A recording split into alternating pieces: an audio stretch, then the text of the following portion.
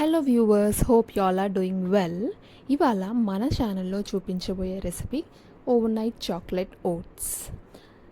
Summer అనగానే మనకి ఎప్పుడు ఏదో ఒకటి చల్ల చల్లగా ఐస్ క్రీమ్ డెజర్ట్ తినాలి అనిపిస్తూనే ఉంటుంది కదా. సో ఊరికే బయట తినడం వల్ల మన హెల్త్ పాడవుతుంది. సో అందుకని నేను ఇంట్లోనే హెల్తీగా డెజర్ట్స్ చేసుకొని తింటూ ఉంటాను. సో అందులో ఒక రెసిపీయే ఈ చాక్లెట్ ఓవర్ నైట్ ఓట్స్.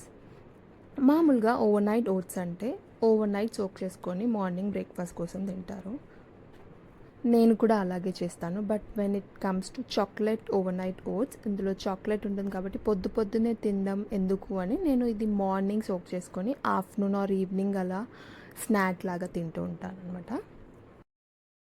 దీనికోసం నేను ఒక బౌల్ తీసుకొని అందులో 4 స్పూన్స్ ఆఫ్ ఓట్స్ వేసుకొని 1 స్పూన్ చియా సీడ్స్ వేసాను and 3/4 spoon of cocoa powder. ఇది అన్స్వీటెండ్ కోకో పౌడర్. తర్వాత నచ్చిన డ్రై ఫ్రూట్స్ అండ్ సీడ్స్ వేసుకోవచ్చు.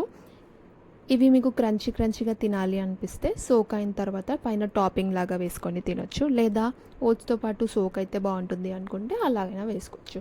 సో నాకు నచ్చినవన్నీ వేసేసాను. తర్వాత ఈ డ్రై ఇంగ్రీడియంట్స్ అన్నీ ఒకసారి కోకో పౌడర్ అంతా కలిసేలాగా మంచిగా కలుపుకొని తర్వాత ఇందులో నేను స్వీట్నర్ హనీ యూస్ చేస్తున్నాను.